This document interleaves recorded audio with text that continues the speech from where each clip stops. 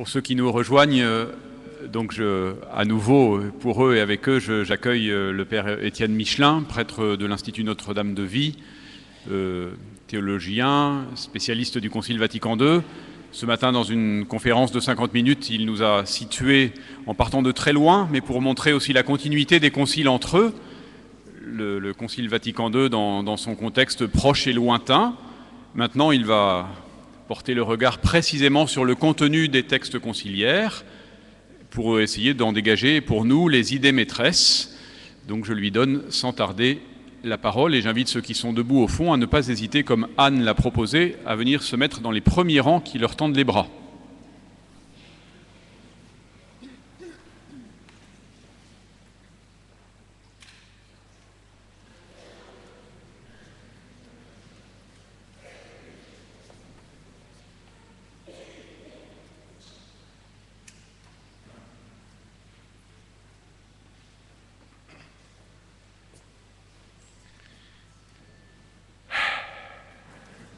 Vous n'êtes pas trop crevé, non?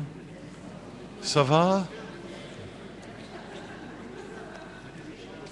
Facile. Vous êtes faible, c'est facile. Alors le père... Je suis grand, moi. Le père a dit que j'allais vous parler des idées maîtresses de Vatican II. Eh bien non. En fait, ce titre, Les idées maîtresses, est le titre d'un livre qui a été écrit, comme vous le savez certainement, par un jésuite, le père Gustave Martelet, qui en 1966 a publié un livre qui s'intitule Les idées maîtresses de Vatican II. C'est un livre très intéressant. À la même époque, mais quelques mois plus tard, un dominicain a publié aussi un livre sur Vatican II.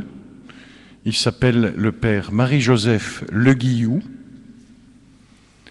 et le livre s'appelle Le visage du ressuscité. Très récemment, en 2012, je crois au début, le père Gustave Martelet, qui est très sage maintenant, donc très vieux, a publié un petit livre qui s'appelle « N'oublions pas Vatican II ». Un petit livre fort intéressant dont je vous recommande la lecture parce qu'il présente les textes. Et au début de cette année, le livre du père Marie-Joseph Le Guillou, Le visage du ressuscité, a été réédité. Et je vous recommande aussi la lecture de ce livre qui est beaucoup plus gros. Je sais que vous n'aimez pas les livres gros, volumineux plutôt. Et moi, je me suis dit, quand on a pris les titres de ces rencontres, je sais pas, j'avais pas l'esprit frais, et puis je savais sans doute pas quoi dire. Mais personnellement, il me semble, c'est très personnel et donc ça ne vaut que... Il y a des choses que je vous dis, vous pouvez vraiment les croire parce que c'est vraiment ce que l'Église dit, pense. Et je m'en veux toujours beaucoup de ne faire référence qu'à mon expérience personnelle. Vous valez mieux que ça. Vous voyez, un des grands avantages, une des grandes sécurités d'avoir le catéchisme de l'Église catholique, c'est que ça nous donne une capacité de transmettre beaucoup plus que ce que nous comprenons et même apprécions ou aimons. C'est faire injure aux personnes que ne leur dire que ce qui nous va. C'est comme si ces personnes n'étaient pas capables d'être beaucoup plus intéressées que nous à des sujets qui ne nous intéressent pas. C'est véritablement un acte quasi dictatorial sur la raison des personnes. Sous prétexte d'être authentiques, nous en viendrions à ne dire que ce que nous avons compris. Hein? C'est affreux quand on y pense, n'est-ce pas? Donc j'ai toujours un peu crainte moi-même, y compris dans les formulations qui sont parfois trop ramassées et donc trop claires pour correspondre vraiment à la vie qui est toujours un clair-obscur, comme vous savez. J'ai toujours la crainte de vous imposer une manière de voir les choses, bon, qui est celle qui m'aide à vivre, bon, que l'Église reconnaît comme utile, mais enfin, ce n'est que ma manière. Vous voyez ? Et le but, ce n'est pas que vous preniez ma manière, comme s'il fallait que vous preniez mes lunettes. Il faut qu'ensemble, nous allions chez le lunetier, qui nous fasse un bon examen des pailles et des poutres qui sont dans nos yeux, nous les retire et nous donne le bon verre qui va bien, celui qui nous permet de voir, de rencontrer, d'aimer, de croire, d'espérer, en un mot, la grâce. Bon. Mais j'ai remarqué, en étudiant le Concile, dans la genèse de ces textes, dans la fabrication des textes, on peut les suivre pratiquement mot à mot, et parfois jour à jour, j'ai remarqué que c'est très difficile de classer les choses en idées. Parce que pour chacune des questions, il y a plusieurs idées. Vous voyez ? Je vous donne un exemple qui est complètement stupide, mais qui va faire comprendre quelque chose. Si je vous pose la question, un cuisinier, est-ce que c'est un travailleur manuel ou un travailleur intellectuel? Les deux, mon général, merci. C'est pareil pour un plombier, un pianiste, un violoniste et une couturière, une brodeuse, etc. Vous voyez ? Donc si je commence par dire d'un côté il y a les idées spirituelles et de l'autre les idées temporelles, je suis très gêné. Vous voyez ? Si je dis d'un côté il y a la vie spirituelle et de l'autre il y a la vie humaine, alors là je tue quelque chose. C'est comme si le fait de vivre en présence de Dieu actuellement n'avait pas d'impact sur ma vie concrète. Donc je suis gêné avec ce découpage par idée. Et donc j'ai essayé de réfléchir, de voir, en demandant au texte de manière assez inlassable et tenace, qu'est-ce que vous nous dites, pris dans l'ensemble, articulés les uns aux autres, un peu comme vous le montre le schéma page 4. Vous avez une présentation qui est assez suggestive de tous les textes. Là, vous voyez, bon, on peut en penser une autre parce que c'est toujours très difficile de représenter la relation de l'homme avec Dieu dans son histoire uniquement en deux dimensions à plat. Il faut bien comprendre que tout ça est en mouvement, vous voyez ? Et donc il faudrait faire un schéma au moins à 3 dimensions. C'est compréhensible, ça, c'est évident. Même si on peut dire que Dieu est en haut ou est en bas.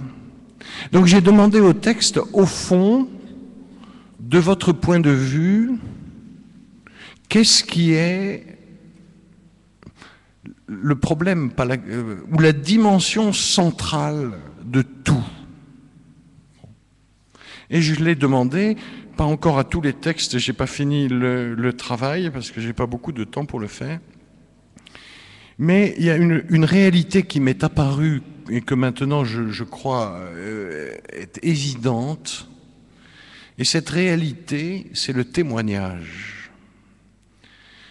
Vous savez peut-être, ou peut-être vous ne savez pas, que lorsque en 1965, en juillet ou août 1965, les dates, il faudrait que je vérifie, les évêques ont reçu l'avant-dernière version du texte sur la révélation.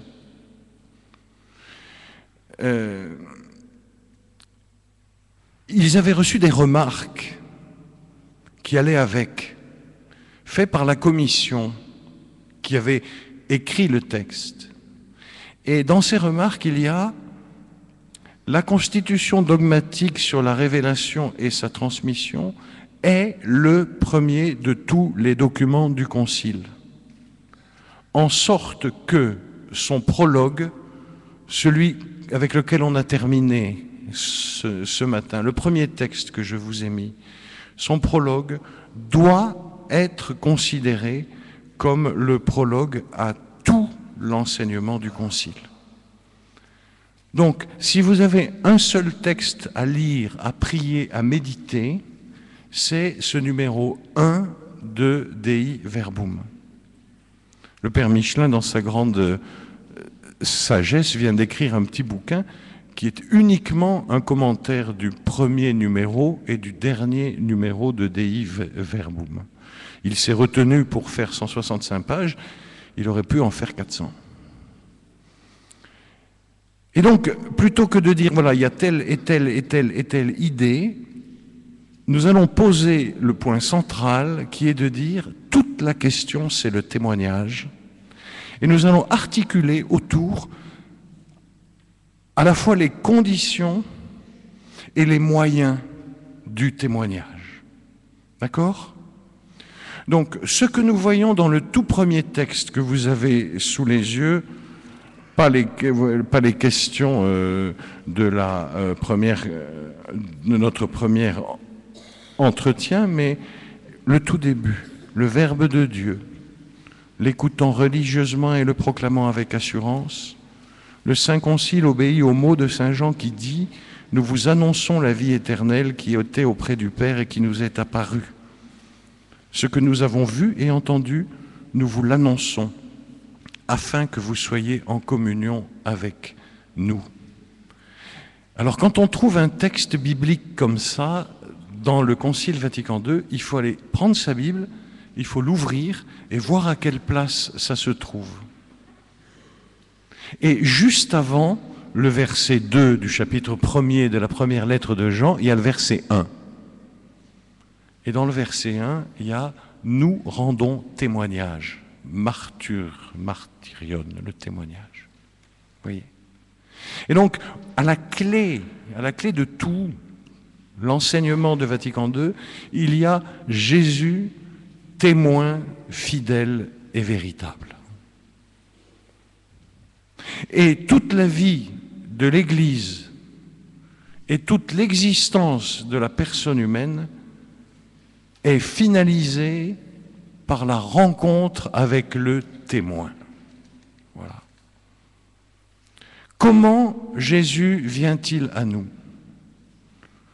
Le Concile a des pages magnifiques parlant du mystère de Jésus, particulièrement dans la constitution pastorale sur l'Église dans le monde de ce temps, à la fin des 4 chapitres de la première partie. Comment vient-il ? Il vient à nous absolument gratuitement. Il a plu à Dieu de se révéler lui-même et de faire connaître le mystère de sa volonté. Il y a au départ de l'existence humaine et du témoignage de Jésus la gratuité de Dieu, son initiative. Ce qui signifie que au départ de l'existence humaine, il y a le consentement à la gratuité. La conséquence, c'est qu'un monde où tout est marchandise est inhumain. Vous voyez, à la base de notre existence, il y a la gratuité libre de Dieu, son initiative. Ici, je me place en parlant avec des personnes rassemblées dans une cathédrale dans le cadre d'une manifestation de l'Église catholique. Je ne me place pas dans la perspective qui a été celle de Benoît XVI le jour de son 85e anniversaire cette année, lorsqu'il a posé la question, mais est-ce que c'est vrai que la vie est un cadeau ? Quand on voit le monde comme il est, quand on voit ce qu'on souffre dans une vie, est-ce qu'on peut vraiment dire « oui, la vie, c'est super » ? Et vous savez, il répond « non ». On ne peut dire que la vie, la première naissance, est un don que s'il y a la promesse d'une renaissance. Et voilà le point humain central dont Jésus vient rendre témoignage. Il vous faut renaître. Jusqu'à il y a peut-être une cinquantaine d'années, et encore dans les pays riches où on était un peu dans le sentiment que le progrès allait tout arranger, n'est-ce pas? Qu'on peut dire facilement, ouais, la vie c'est génial. La vie c'est pas génial du tout, c'est très compliqué, ça fait mal. Et en plus ça se termine par la mort. Voilà. Et donc en soi, pour découvrir que oui, la vie est un don gratuit, beau, merveilleux, qui appelle à un épanouissement indéfini, il faut le témoignage qu'une renaissance est toujours possible. Oui. Donc, au centre de tous les documents de Vatican II, il y a Jésus, le témoin fidèle de sa conception à l'envoi de l'Esprit Saint et à sa présence au milieu de nous jusqu'à la fin des temps. Les disciples rendent témoignage de ce témoin. Les disciples apôtres ou apostoliques, la première génération. Et de génération en génération, l'Église témoigne de cela. Comment? Premièrement, à son tour, en écoutant. Et deuxièmement, en proclamant. Il y a eu un débat assez vigoureux pour savoir comment on allait écrire les deux premiers mots du texte que vous avez, la parole de Dieu. Est-ce qu'on va l'écrire avec une majuscule ou sans majuscule? Oh my God! So what? Ils ont décidé de tout écrire en petite capitale. Pourquoi? Parce que le concile, et c'est le deuxième point caractéristique pour le témoignage, le concile, dans d'autres textes, et en particulier dans ces textes concernant la personne humaine, et dans son texte concernant l'Église, a tout à fait conscience que ce que dit Paul est vrai, nous avons été créés dans le Verbe, dans la parole de Dieu, dans Dieu parole. Et donc l'écoute de la parole de Dieu n'est pas d'abord ou n'est pas uniquement la lecture de l'Écriture sainte. Elle est d'abord, ou en tout cas en même temps, l'écoute de la conscience. Dit autrement, et avec mes mots, le Concile Vatican II dit clairement que la voix que j'entends au fond de ma conscience et la voix de Jésus dans les évangiles, c'est la même voix de la même personne. Et que le moment où l'évangile devient vie en moi, c'est lorsque la parole de l'Écriture sainte vient m'aider à reconnaître celui qui est témoin en moi.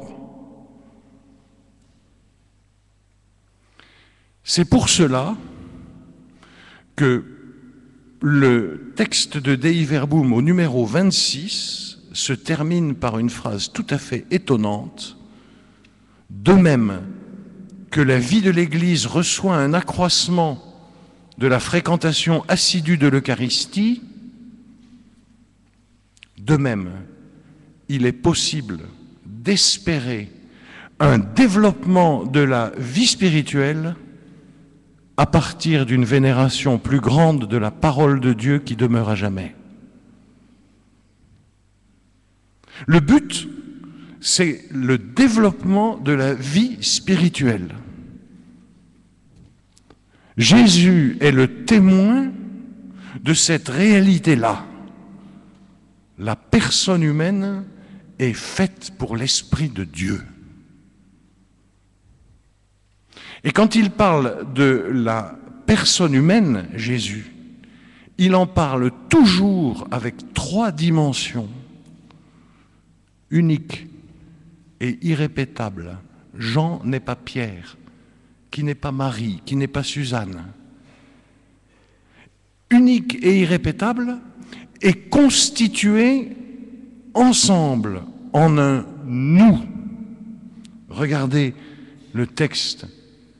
Quant à ce que nous avons entendu, nous vous l'annonçons, pour que vous soyez en communion avec nous. Et notre communion, elle est avec le Père et le Fils.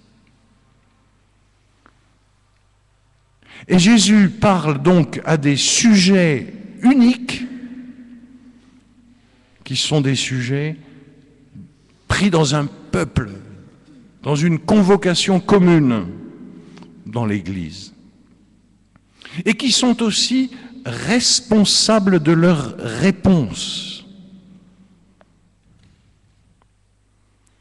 Vous êtes mes amis si vous faites ce que je vous commande. L'autre jour, j'étais à un mariage, ils avaient pris ça comme évangile. Alors je leur ai dit, attendez, vous allez quand même pas nous faire croire qu'on peut aimer sur commande, qu'on peut aimer par ordre. Je te donne l'ordre de m'aimer. Impossible, hein. Donc du coup, on a réfléchi à ce que ça voulait dire, évidemment. Donc Jésus est le témoin de ce que nous sommes, des êtres singuliers, sociaux et capables de responsabilité libre. Voilà l'affaire. Ça, c'est au cœur du Concile Vatican II. Et c'est à partir de là qu'il faut considérer tout le reste.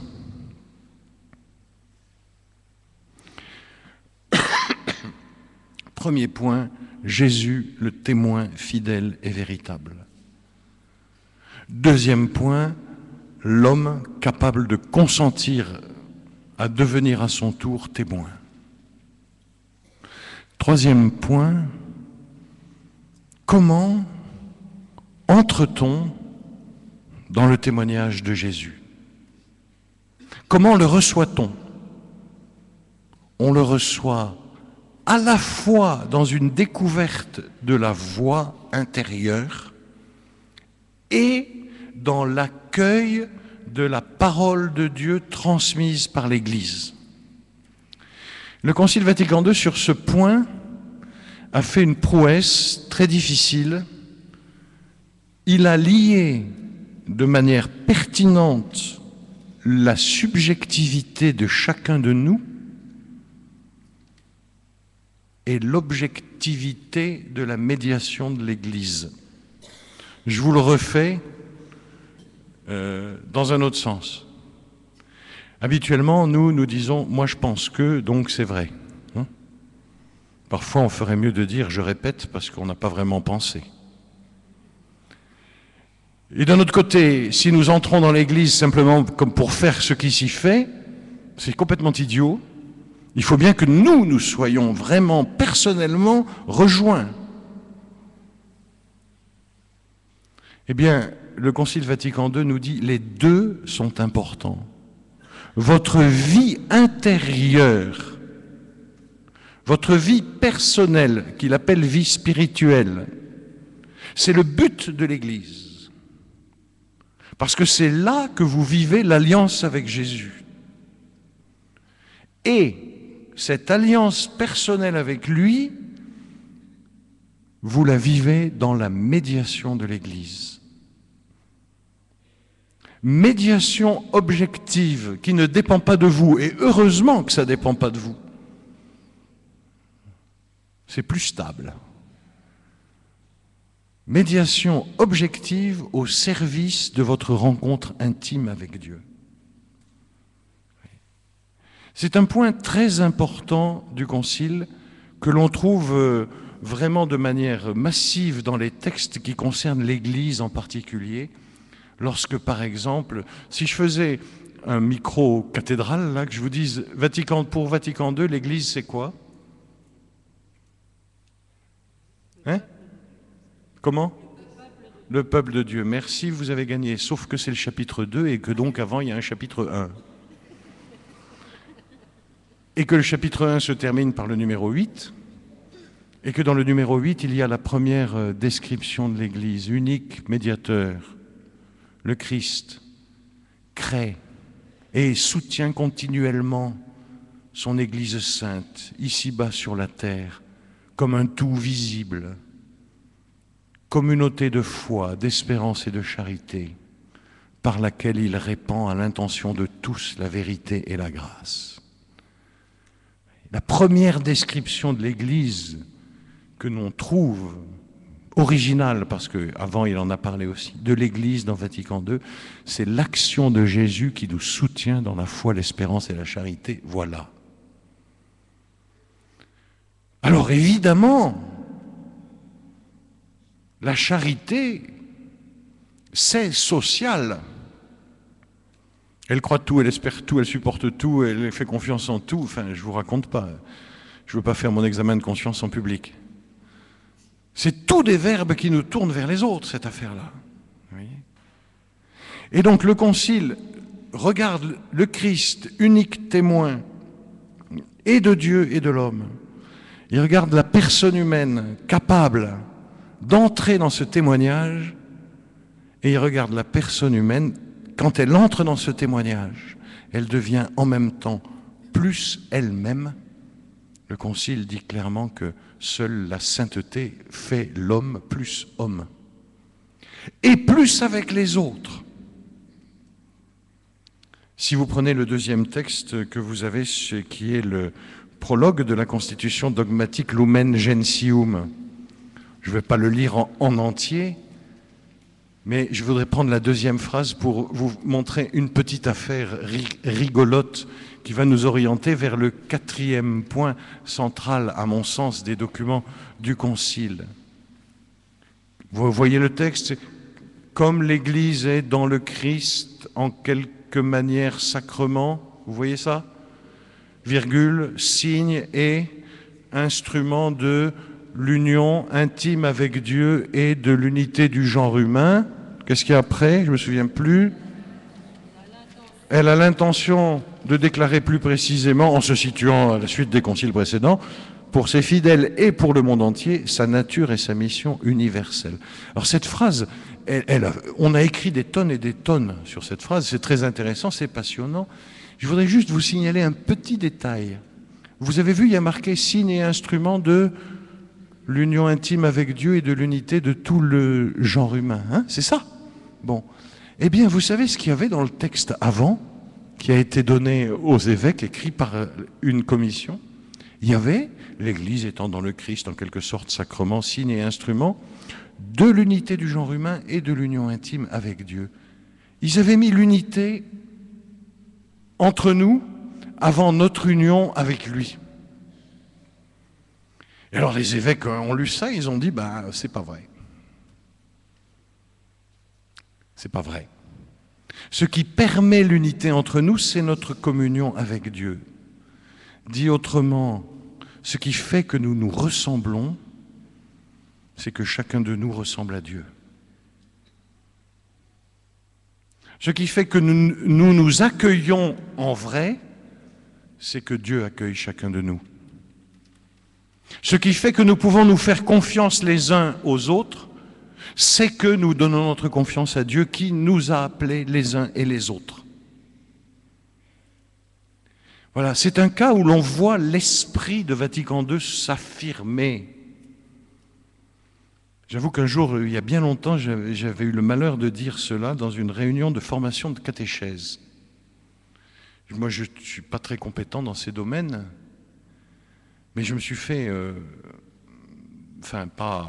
mais un peu quand même.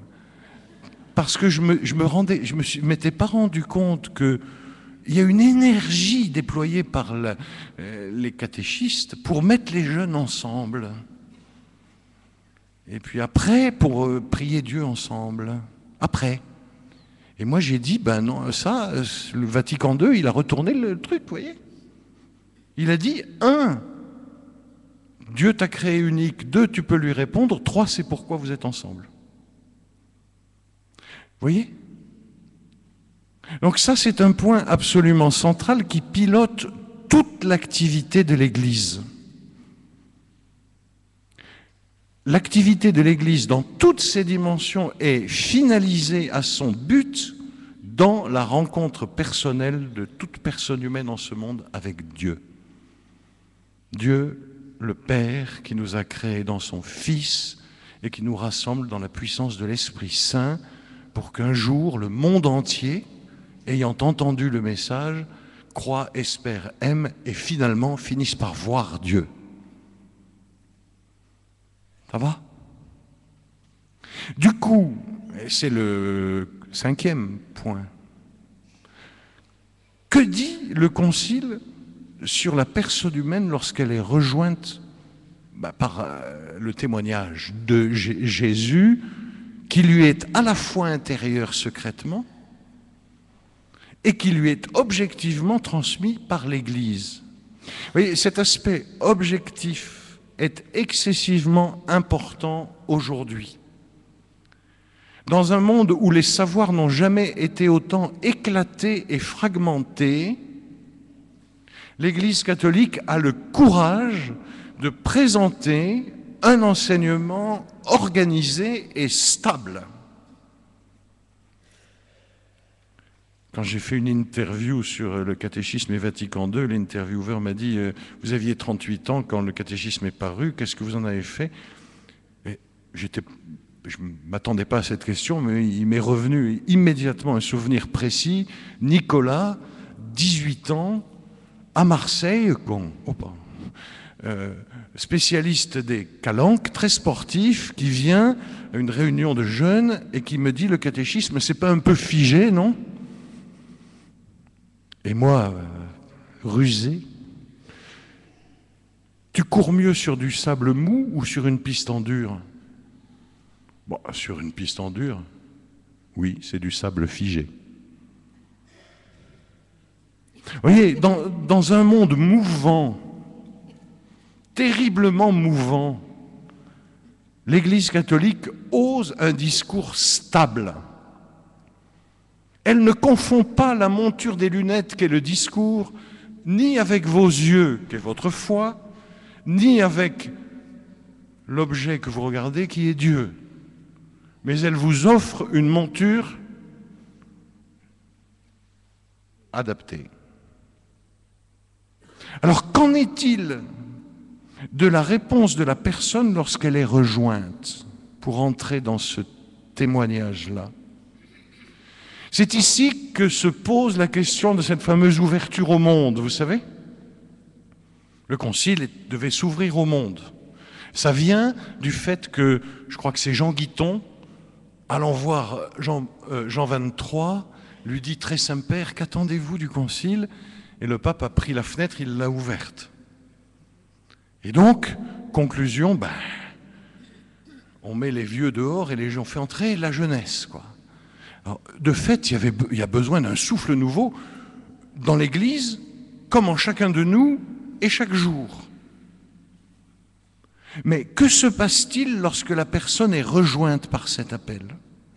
Eh bien, le Concile a réfléchi beaucoup à cela et il a déterminé un certain nombre de verbes, d'actions qui caractérisent ce qui se passe. Que se passe-t-il lorsque Jésus, le témoin fidèle, appelle quelqu'un? C'est la question. Et donc, que se passe-t-il lorsque l'Église entend à nouveau l'appel de Jésus « Aller dans le monde entier » Que se passe-t-il pour l'Église? Alors, le premier verbe caractéristique, c'est que cet appel assume la personne comme elle est. Dit autrement, Jésus, médecin, n'attend pas que le malade soit guéri pour l'appeler. Voilà. Jésus, le maître, n'attend pas que la personne sache tout pour l'enseigner. Jésus, le témoin pur, n'attend pas que la personne soit pure pour l'embrasser. Donc, la première chose, c'est que lorsque le témoignage touche, il assume la personne comme elle est. Voilà. Ça veut dire il assume la personne avec tous ses esclavages, en particulier celui de ne pas faire ce qu'on veut et de faire ce qu'on ne veut pas. D'être rongé par les non-pardons impossibles, par les ressentiments, par la peur de la mort. La peur, c'est normal devant la mort. Nietzsche avait tort quand il a dit que parce qu'on croit en la résurrection, il faudrait rigoler tout le temps. C'est juste inhumain. Donc le premier mot, lorsque cet appel rencontre une conscience, c'est « elle assume ». Le deuxième mot qui est essentiel, c'est « elle purifie ». L'appel à l'amitié avec Dieu prend la personne comme elle est, avec ses capacités d'aimer et de vivre comme elle assume tout, mais elle purifie. Qu'est-ce que ça veut dire? Elle réoriente.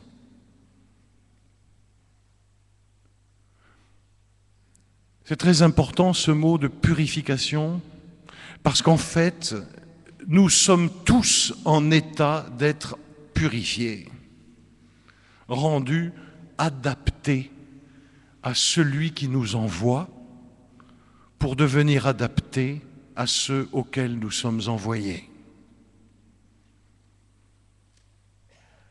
Le troisième verbe, c'est fortifier. L'appel assume, purifie, fortifie. Vous allez recevoir une force, celle de l'Esprit, qui viendra sur vous. Et alors, vous serez mes témoins. Tout ça, c'est des verbes que le Concile a soigneusement choisis pour décrire cette rencontre entre l'appel de Dieu et la conscience humaine. Fortifier. Être fortifié, ça veut dire reconnaître qu'on est faible. Et c'est donc mettre au cœur de la réception du Concile Vatican II, pour chacun de nous, l'acceptation que nous sommes faibles. Et pas simplement faibles parce que nous sommes peu nombreux, parce que nous sommes une minorité, parce que ci, parce que ça. Faibles de l'affaiblissement dû au péché, qui détourne nos forces. Oui. Fortifier. Le quatrième mot, après assumer, purifier, fortifier, c'est épanouir. Le Concile Vatican II a très clairement vu que l'humanité de l'homme s'épanouit dans sa relation à Dieu, Créateur et Sauveur. Dans sa relation à Dieu Créateur d'abord, et le Concile a constaté dans Gaudium et Spes 36, si vous voulez aller voir, que par l'oubli du Créateur, la créature s'auto-obscurcit. Ma phrase est texto. Per oblivionem creatoris creatura ipse obscuratur. C'est beau en latin, n'est-ce pas? Et il a dit un peu avant, dans le même numéro 36, la créature sans créateur devient évanescente, comme une bulle de savon. S'évanouit, voilà.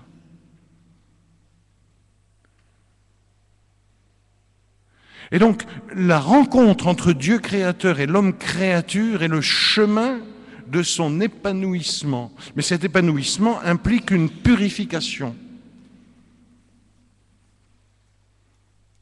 Donc, quand on parlera d'ouverture au monde, on parlera d'assumer, de purifier, ça veut dire de nommer.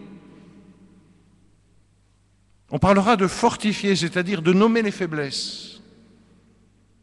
On parlera d'épanouir, c'est-à-dire de faire la différence entre l'ivraie et le bon grain, même si on ne peut pas les séparer ici-bas. Comme en nous. Car le Concile fait remarquer, bien souvent, que si le monde est brisé, c'est que la brisure est en nous. Assumer, purifier, fortifier, épanouir, accomplir et consommer. Je mets les deux ensemble. La personne humaine est faite pour un accomplissement. Cet accomplissement a un visage et un nom. C'est miséricorde. Le Concile dit, en particulier dans la fin de la Constitution sur l'Église dans le monde de ce temps, que seule la transformation intérieure des personnes peut conduire à la vraie paix. Et si vous allez voir pourquoi ils ont mis le mot « vrai », vous trouvez, c'est pour désigner l'élément surnaturel. Ça veut dire l'élément de la grâce. Donc nous cherchons bien sûr des solutions, comme nous disons, au plan humain. Et il faut des compétences professionnelles, des compétences techniques maximum pour les baptiser, autant qu'ils le peuvent. Mais la solution du drame du plan humain, c'est le témoin fidèle, vrai Dieu et vrai homme. Ce qui fait que le christianisme n'est pas un must dans le drame du monde. Vous voyez ? Il est le lieu où le drame du monde devient épopée du salut. Voilà.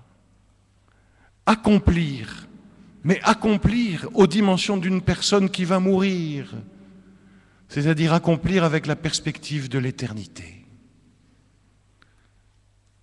Accomplir avec une forme tout à fait nouvelle de conception de la personne qui est de dire que le temps est comme une passoire qui flotte sur l'éternité et qu'à travers chaque instant, c'est la vie de l'éternel qui est donnée à la personne que je suis. Donc une réalité qui donne sens aux détails, mais qui ne noie pas dans les détails. Une réalité qui engage ici et maintenant, mais qui attend tout aussi de la venue du Seigneur. Accomplir et consommer, c'est une autre caractéristique de la vision de Vatican II concernant le christianisme. C'est pas une archéologie, le christianisme. Pour les chrétiens, Jésus est devant. Et il vient de devant. Nous attendons sa venue. Et lorsque nous parlons des racines du christianisme, certes, il faut regarder le passé avec reconnaissance, mais il faut d'abord vivre avec passion le présent et regarder avec espérance vers l'avenir. Nous attendons celui qui vient. Et de ce point de vue, avec beaucoup de finesse, le Concile a pris le contre-pied strict de beaucoup de courants de philosophie politique qui disaient trop facilement, jusqu'à présent vous avez voulu sauver le monde, nous ce qu'on veut c'est le transformer. Et qui, ayant supprimé le Créateur, ont confié au progrès la mission de sauver l'homme. C'est ce qu'on appelle le matérialisme athée, qui a donné un humanisme athée, qui est une des plus inhumaines réalisations de la civilisation. Et cet humanisme athée existe aussi de manière soft lorsque notre comportement dans la société ne nous laisse plus le temps d'entendre la voix intérieure, de dialoguer entre cette voix intérieure et la parole de l'Écriture pour pouvoir dire « je décide ». J'ai dit tout à l'heure aux jeunes que si vous viviez à Toulouse, dans une journée, vous auriez 1000 impacts publicitaires dans votre cerveau. 1000 impacts. Mettons en 12 heures. Ça fait 90 par heure. Et le soir, vous vous étonnez qu'en 3 clics, vous ayez commandé plein de trucs sur Internet. Ben, évidemment. Donc ça, c'est aussi un matérialisme pratique, vous voyez, qui tue la rencontre intérieure. Assumer, purifier, fortifier, épanouir, consommer dans la gloire. Voilà le christianisme selon Vatican II. Dernier point, conclusion, je suis en retard, excusez-moi. Comment se fait la rencontre? la rencontre ne peut se faire que dans la liberté de la personne. Dieu a l'initiative, la personne consent librement. Et le Concile a très clairement remarqué qu'une des causes les plus universelles de l'absence de liberté, c'est l'ignorance. Comment pouvons-nous désirer ce que nous ne connaissons pas ?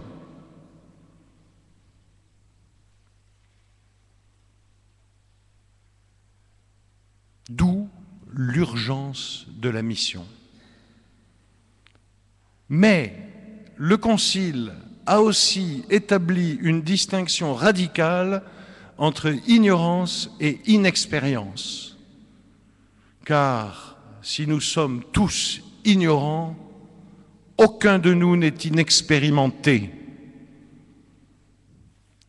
Nous avons tous confronté à des situations de vérité dans nos existences, entendu monter en nous la question, mais est-ce que je peux vivre dignement alors que je suis dans la condition mortelle ?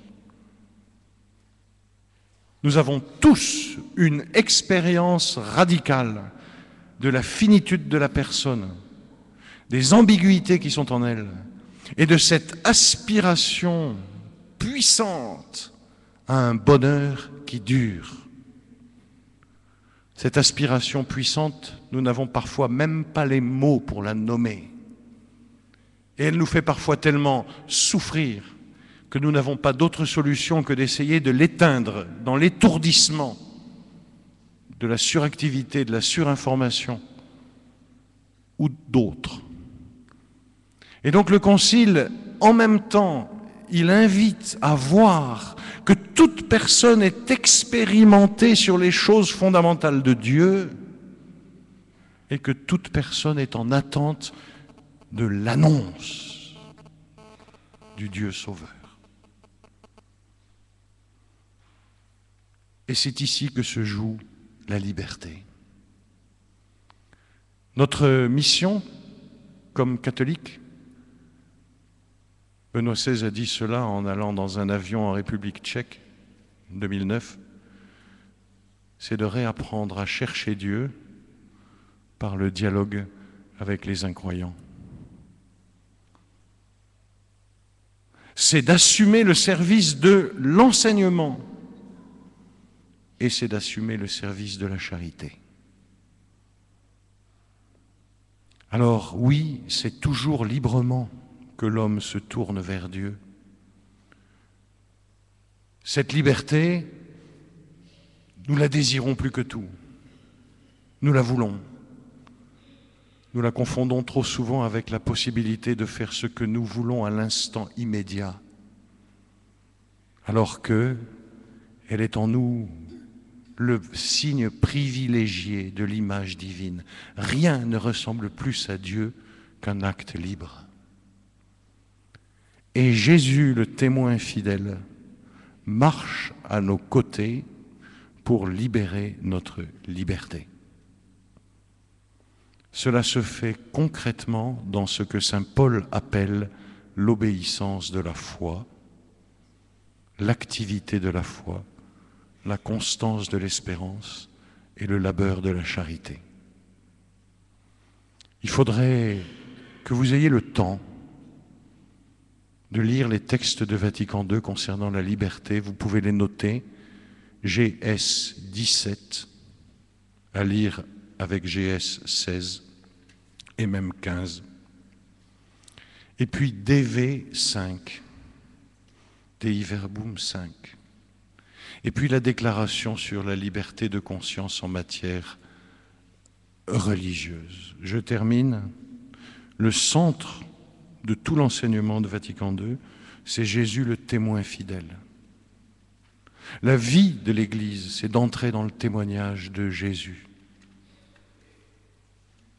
La manière dont ce témoignage nous rejoint, assume, purifie, fortifie, épanouit, achèvera et consommera dans la gloire. Le lieu de la croche, c'est notre liberté. Par conséquent, plus on est accroché à Dieu, plus on est libre.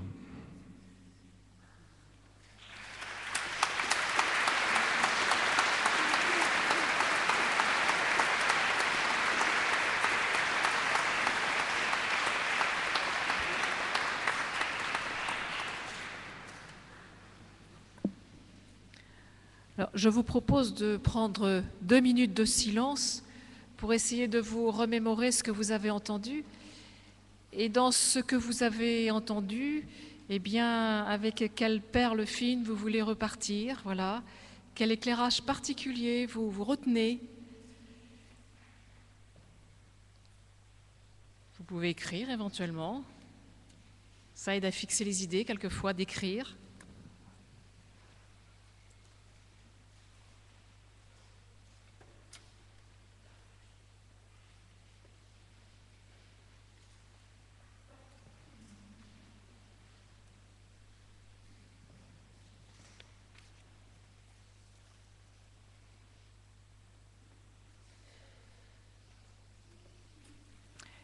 Qu'est-ce que j'ai découvert? Avec quoi je repars?